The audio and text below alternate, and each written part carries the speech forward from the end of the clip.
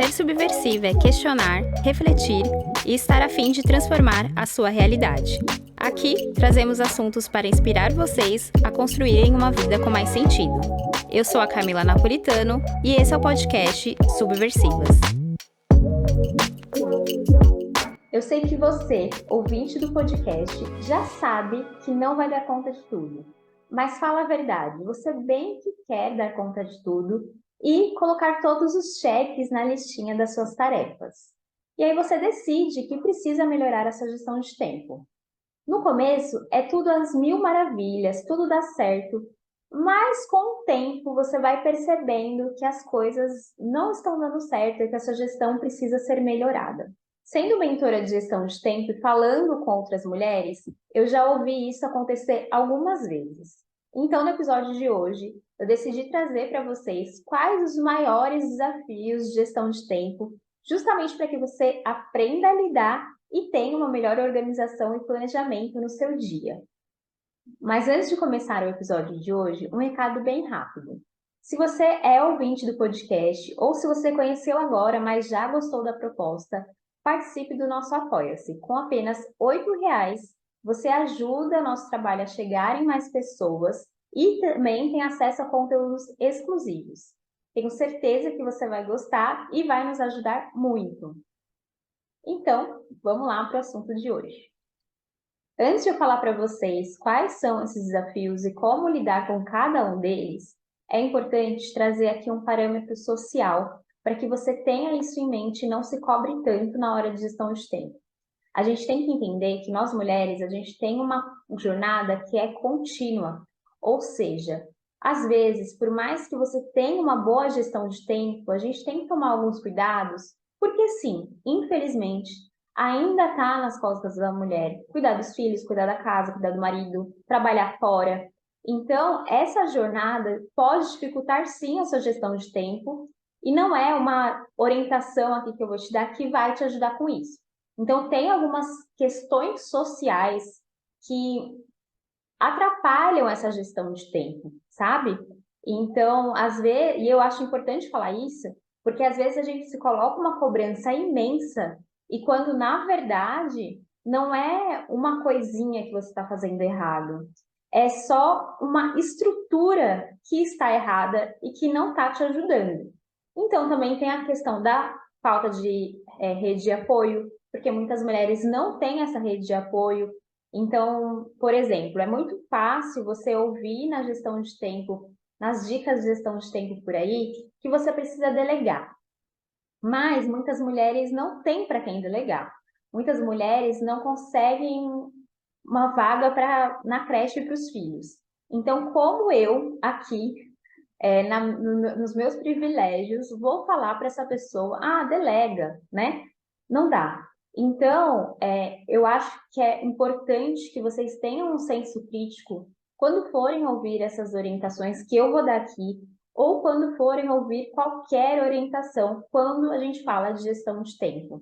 Justamente para que você entenda que é algo maior e para que você não se cobre para chegar num lugar de perfeição de gestão de tempo, quando na verdade a sua realidade é outra. Então prestem atenção nisso, para que vocês realmente não coloquem mais essa carga nas costas de vocês. Dito isso, bora lá, né, dar essas orientações. Vou falar aqui alguns desafios que aparecem na gestão de tempo e que eu já percebi na minha mentoria que isso é bem frequente.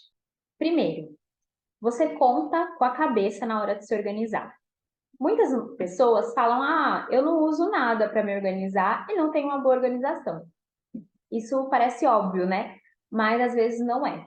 Você precisa de algo que você coloque no papel, ou não necessariamente no papel, mas num sistema de internet, no Google Agenda, no Notion, enfim, qualquer coisa que tire, que faça com que você tire as coisas da sua cabeça. Isso evita a questão da sobrecarga, porque quem nunca, né, passou por essa situação de ter muitas coisas para fazer e sentir a cabeça desse tamanho, não conseguir dormir, não conseguir focar em outra coisa. Você colocar as coisas no papel ajuda com que você tire essa carga, essa sobrecarga do seu cérebro E também te ajuda a organizar.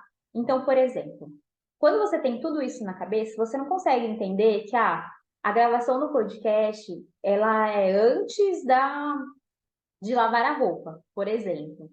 Então, quando você coloca no papel algum sistema de gestão de tempo, você consegue ir dando prioridade para algumas coisas e consegue fazer com que a gestão de tempo ande melhor e que você não se sinta tão sobrecarregada. Outra coisa que é muito frequente é a quantidade de tarefas que vocês colocam no dia de vocês.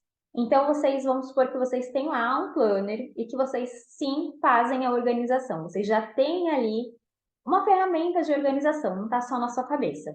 Mas aí você coloca uma lista imensa de tarefas no dia. O que isso dificulta a sua gestão de tempo? Porque você não consegue dar conta, e aí chega no final da semana, você faz um paralelo do que você conseguiu fazer, e você percebe que você não conseguiu fazer quase nada do que você se planejou. E aí gera frustração, e essa frustração gera o pensamento de que gestão de tempo não é para mim. Eu não sei me organizar. Então, vou deixar isso de lado.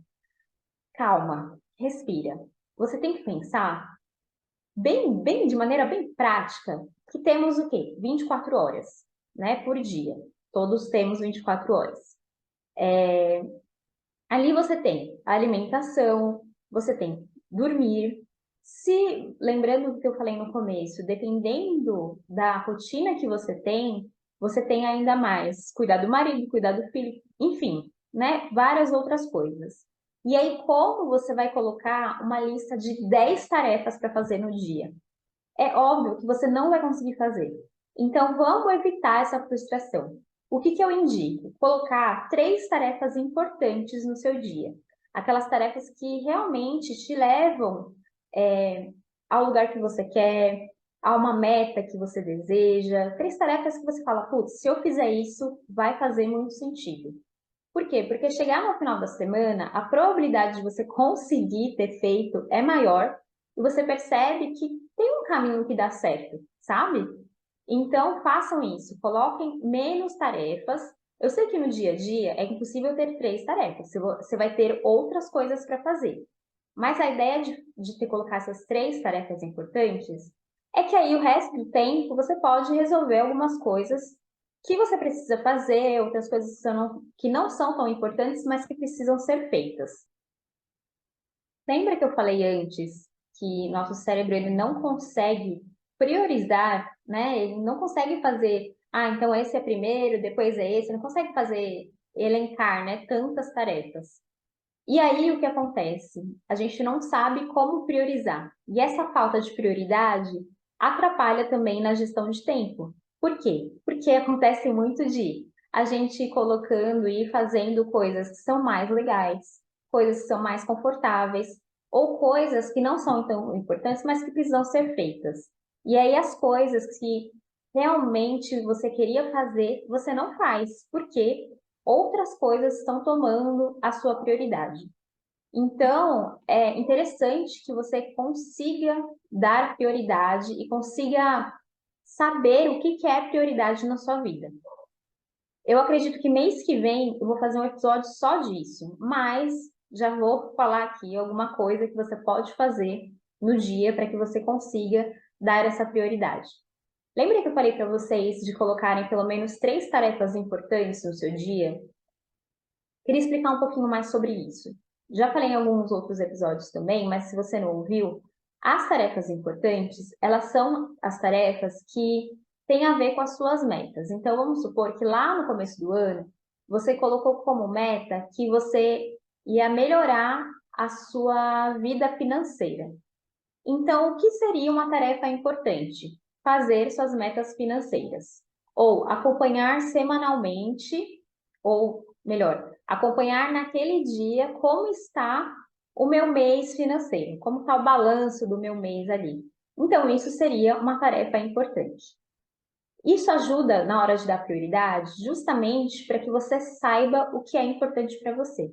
Então, sempre quando vocês forem fazer a lista de tarefas de vocês, primeiro, não façam tantas, e segundo, façam o possível para fazerem essas tarefas que são importantes primeiro no dia de vocês.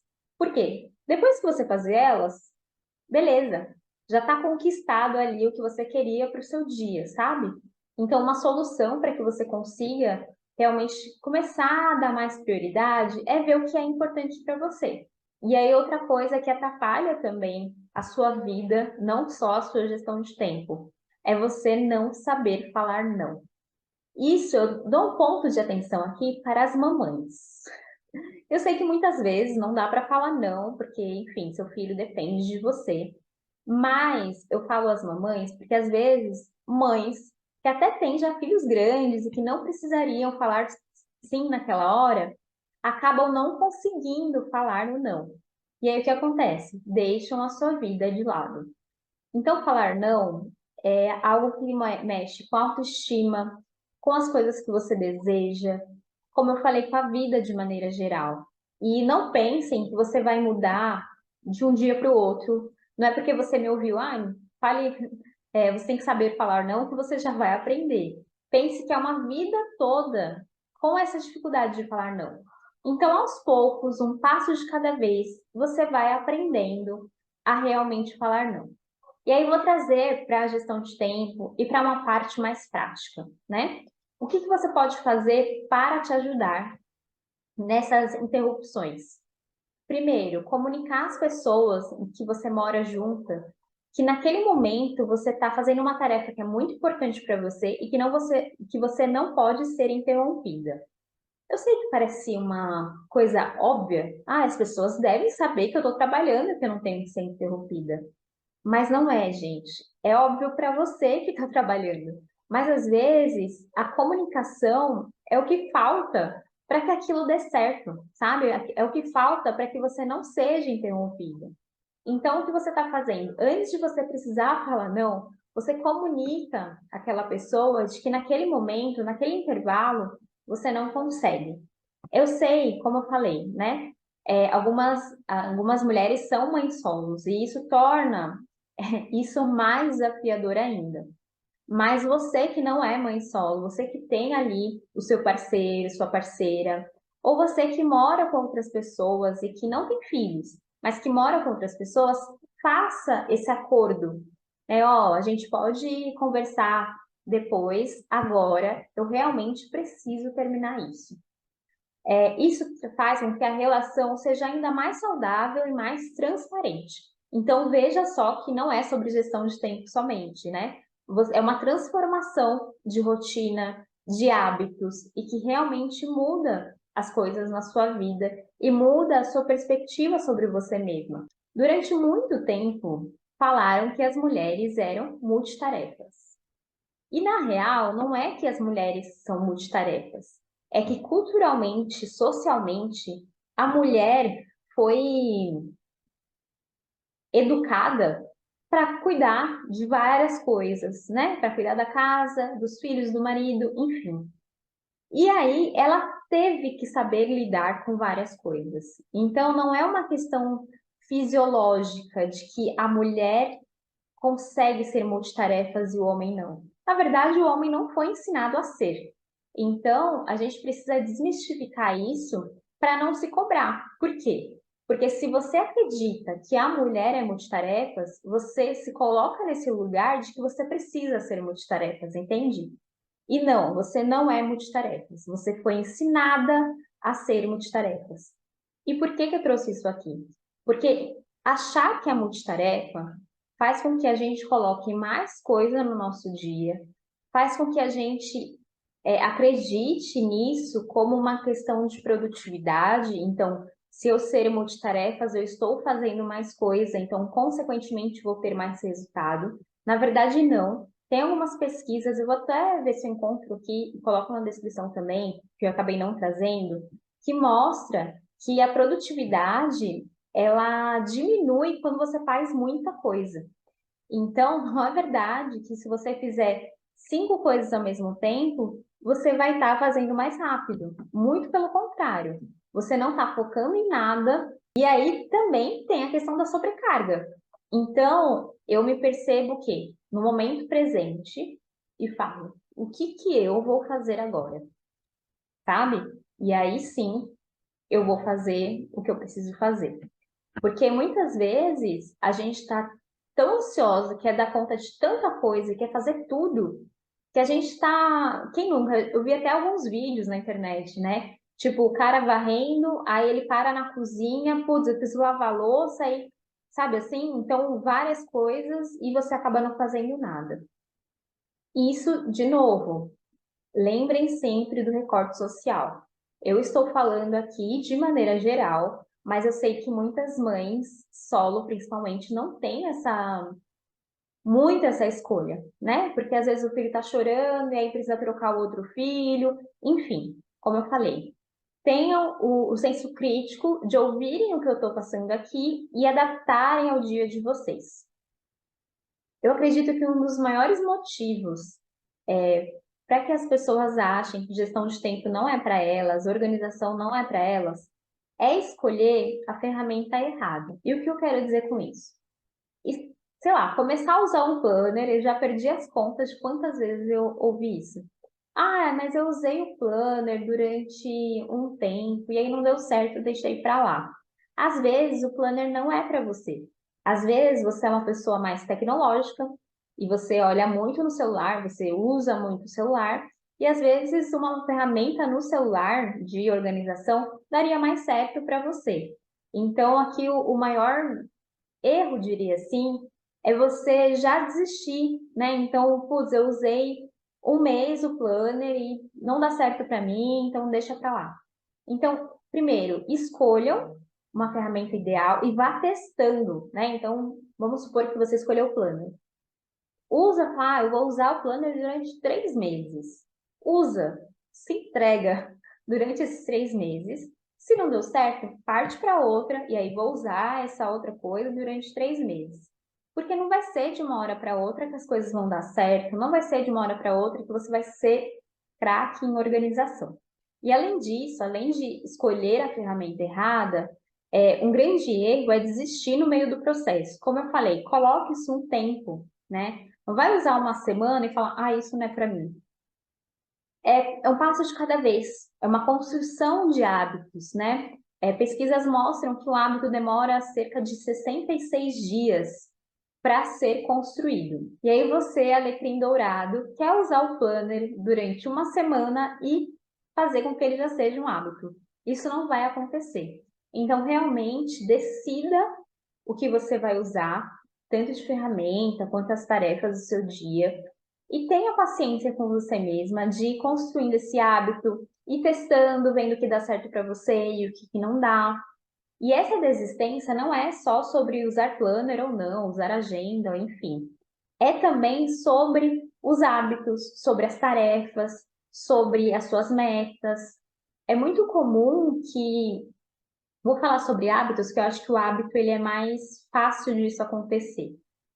Vamos supor que você quer começar um exercício físico.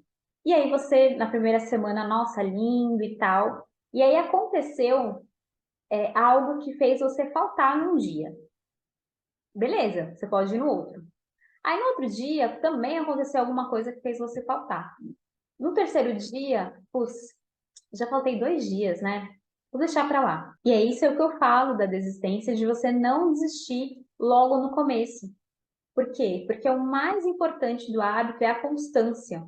E aí, se você, putz, não conseguiu ir 2 dias, tudo bem, vá no terceiro. É você ter na sua cabeça que para uma boa gestão de tempo, você precisa decidir que ela vai funcionar e você precisa ter essa consistência de entender que, putz, hoje eu não consegui, mas amanhã eu vou, né? E sem falta. E entender, tipo, mesmo que eu não tô a fim de ir, mas a consistência é importante para minha gestão de tempo. Então façam isso. Não desistam, decidam de verdade o que vocês querem, tanto a ferramenta que vocês vão usar, tanto as tarefas que você vai fazer, as metas, os hábitos, enfim. E coloquem em prática no dia de vocês.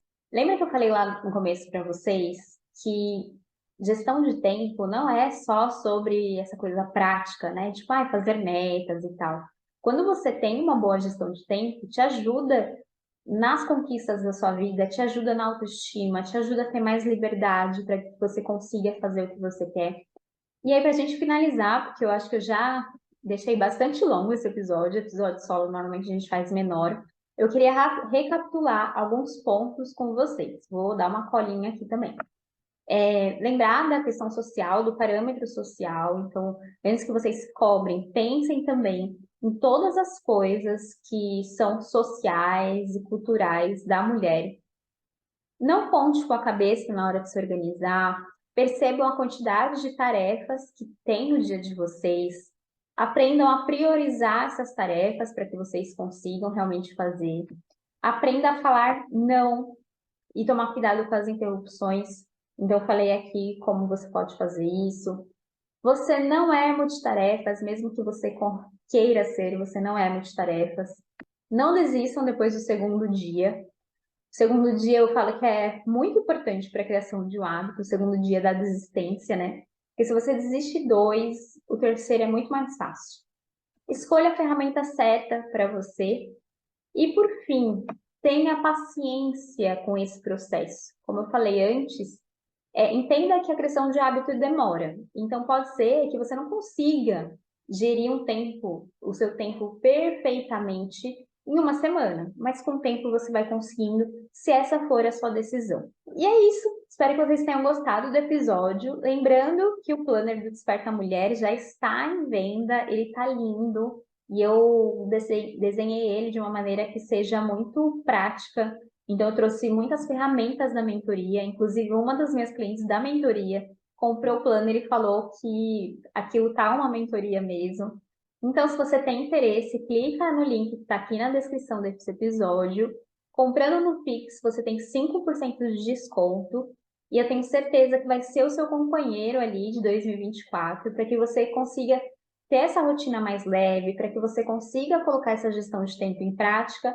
E qualquer dúvida, pode entrar em contato comigo, que eu fico à disposição. Beijos e até mais!